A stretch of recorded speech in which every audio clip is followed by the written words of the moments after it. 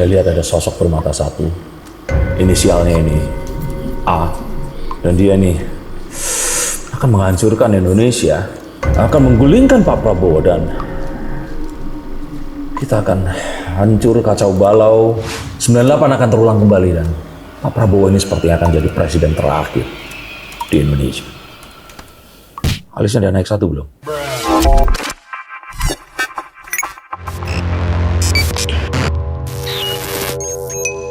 Halo, saya Sekar, kembali berjumpa bersama saya Denny Darko. Tidak ada yang namanya misteri, yang ada adalah tanda-tanda yang kita semua coba untuk mengerti. Apakah betul bahwa sosok bermata satu ini akan datang di tengah tahun ini, menggulingkan Pak Prabowo dan menghancurkan Indonesia dan membuat Indonesia ini hancur selama-lamanya, di mana Pak Prabowo akan tercatat selain menjadi presiden ke-8 adalah presiden terakhir Republik Indonesia. Langsung intinya aja, sosok bermata satu itu apa? Dajjal. Kayaknya ini sama seramnya dengan Dajjal. Kenapa saya bilang bermata satu? Karena sosok ini sosok yang gaib, sosok yang tidak memiliki wadah atau wujud. Dan ini mengarahkan orang kepada satu pandangan, pada satu visi saja. Yang mana kalau visi ini tidak disetujui, orang ini akan orang ini akan di-cancel, orang ini akan dimusnahkan, dihempaskan. Dan sosok ini adalah algoritma. Ini bukan clickbait, tapi nyata bahwa sesuatu yang tak tampak ini bahkan bisa menghancurkan sebuah negara. Sosok yang tak tampak ini bisa menggulingkan pemerintahan. Mereka menyebutnya sebagai color revolution, regime change, atau apapun itu. Tapi ini dimulai dari tatanan media sosial, internet yang dikawal dan dikhususkan hanya kepada satu visi saja, yaitu visi kebencian, ketakutan, kekhawatiran, dan keinginan untuk perubahan. Kok jadi mirip seseorang ya?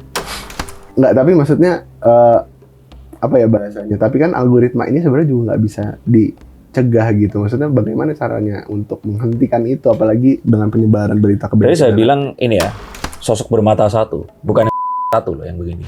Ini kan terakhir juga yang satu kan mencoba untuk memberitahukan bahwa Indonesia akan mengalami chaos dan juga kekacauan di bulan Juli atau Agustus ya? Atau Mei atau Juni? Juli sampai Agustus. Juli sampai Agustus. Dan ini kalau saya kira sesuatu yang ya hal seperti itu ini disukai oleh sosial media. Disebarkan. Dan terus kemudian orang-orang ini dipenuhi ketakutan. Mereka akan membuat sebuah tembok demi tembok untuk membuat ini semakin tinggi dengan kolom komentar yang akan membawa engagement ini akan semakin masif. Dan ini akan tersebar lebih lama. Padahal itu sesuatu yang mungkin dikatakannya seminggu yang lalu, tapi sampai sekarang masih hangat dibicarakan. Nah, hal seperti ini yang saya kira ini harus dibatasi. Dan kalau ini dibiarkan, saya yakin bahkan mungkin nggak perlu di bulan Juli, Mei atau Juni ini, kerusuhan itu bisa saja terjadi.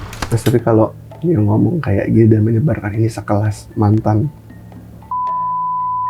itu agak berat nggak sih untuk mencegah hal-hal seperti ini terjadi sebenarnya? Ya makanya itu tadi, ini kan sesuatu yang, dan beliau ya, sebelum beliau menjadi setelah beliau menjadi beliau adalah seorang politikus. Apa yang dikatakannya, apakah salah? Enggak, sah-sah aja. Bisa saja beliau memiliki sebuah tendensi lain. Tapi itu tadi loh, dampaknya ini loh, damage-nya ini, apa enggak kepikiran kalau itu tersebar, ditonton dan didengarkan oleh orang-orang yang enggak terpapar oleh fakta dan juga informasi yang benar. Ini akan membuat hidupnya ini kacau orang yang mendengarkan ini tadi. Dan ini sesuatu yang sangat-sangat disayangkan. Dan ini enggak cuma beliau saja, ada banyak yang lainnya. Dan saya pun sudah pernah membuat konten, nggak tahu nanti sudah naik atau belum, kalian cari orang-orang yang mengaku pakar dan juga ahli, tapi yang kerjaannya ini nakut-nakutin. Kerjaannya ini memberikan pesimisme. Berulang kali dan terus-menerus seperti itu. Seakan-akan negara kita ini bobrok setengah mati. Dan meracuni terutama milenial dan Gen Z ini dengan pemikiran yang akan membuat mereka ini no hope. Sampai akhirnya kabur dulu aja, Garuda hitam, dan apapun itu tadi. Oke, Mas.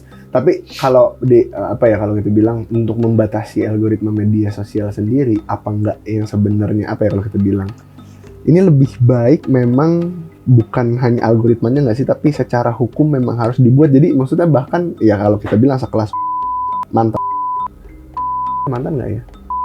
Terdahulu pun nggak bisa ngomong sembarangan gitu di media maksudnya. Ya ini kan sebenarnya kalau hal itu sesuatu yang sudah melekat ya. Sebagai etikanya dia nggak boleh. Ya Pak SBY ini cenderung lebih berhati-hati. Tapi apa yang disampaikan oleh beliau jika itu benar ya, ini sesuatu yang sangat disayangkan begitu loh. Tapi ini sebenarnya sangat mungkin untuk bisa kita regulasi. Yaitu dengan cara semua orang wajib mendaftarkan KTP mereka di setiap akun sosial media yang mereka miliki. Dan mereka wajib menggunakan nama aslinya. Srondiken Cat, atau apapun itu, ya kan, handsome man from Bekasi. Nah, kalau itu cuman buat nyipoin cewek gitu nggak apa-apa. Tapi kalau ini digunakan untuk menyebarkan kebencian, orang perlu tahu kamu ini siapa dan mengapa kamu berpikir seperti itu. Kita tidak membatasi kebebasan berpendapat, tapi tentu saja kebebasan berpendapat yang bertanggung jawab dan diungkapkan oleh seorang warga negara Indonesia yang memang ya diketahui itu siapa. Tapi nanti kan ditangkap. Coba di list deh siapa yang pernah ditangkap dan apa yang sudah dilakukan.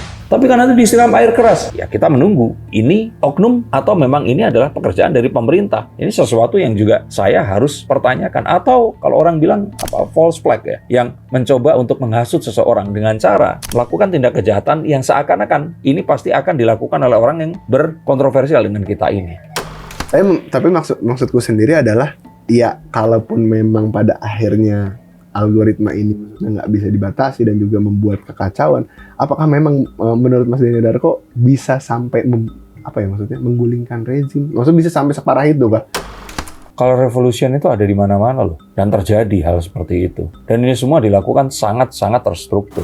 Jangan main-main. Peperangan sekarang itu tidak terjadi dengan seperti perang di Vietnam dulu atau peperangan di Eropa. Ini terjadi dalam paparan kognitif. Dan battlefield yang terjadi di sosial media. Tidak ada gencatan senjata. Dan siapapun ini bisa dimangsa. Maka saya katakan ini mungkin adalah gladi resiknya. Dajjal yang sesungguhnya. Di mana informasi ini dimanipulasi oleh satu kelompok. Ditujukan untuk menghancurkan kelompok lain. Atau jika tidak itu tadi, jika kamu tidak mengikuti narasi saya, maka kamu adalah seseorang yang nggak bermoral, orang harus dilenyapkan, bahkan mungkin saja harus dibunuh.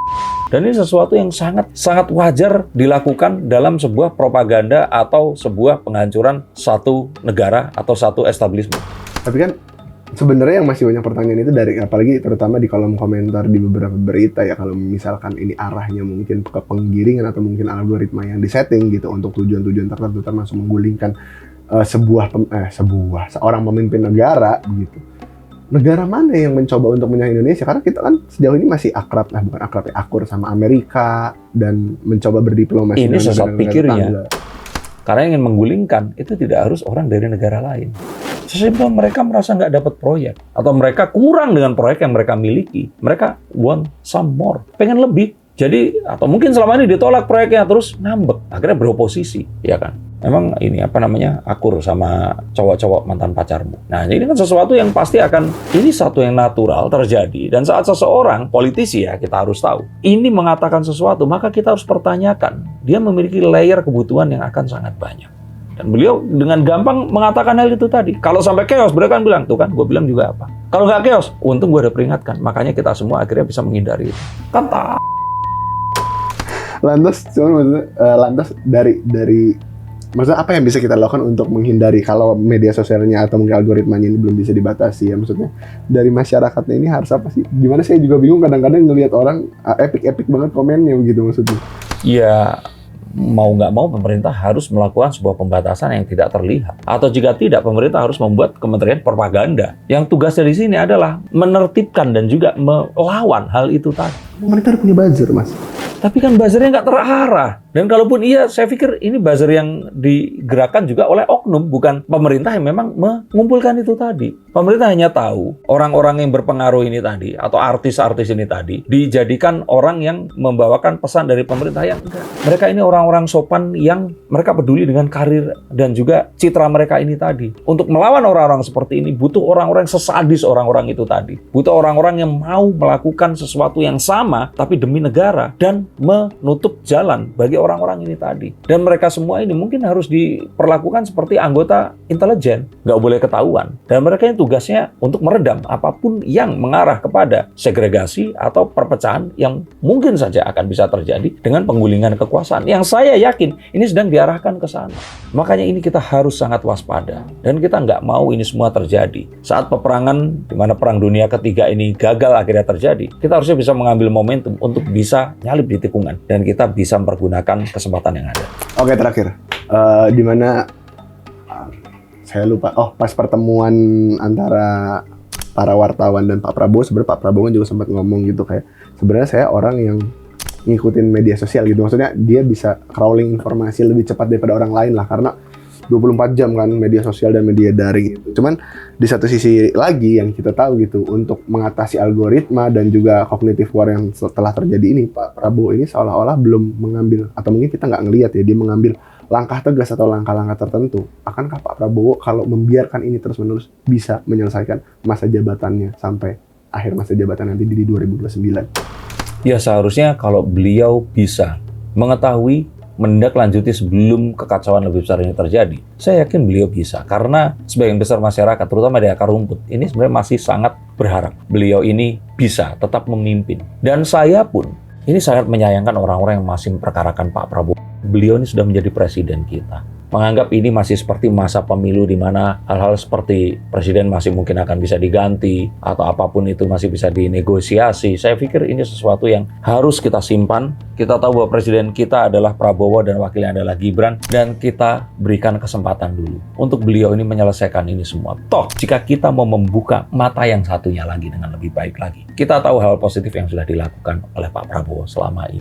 Maka yuk kita jaga semua kerukunan ini tadi, jangan sampai kita mudah untuk diadu domba dan dipecah belah. Dan yang paling menyedihkan dilakukan oleh sesama saudara kita. Maka yuk kita bersama-sama bergandengan tangan, ini semua bisa kita lalui. Kondisi perang di luar negeri juga ini pasti nggak akan lama lagi. Mari kita bangkit dan ingat tujuan kita masih sama, Indonesia Emas di tahun 2045. Terima kasih, sampai jumpa dan salam.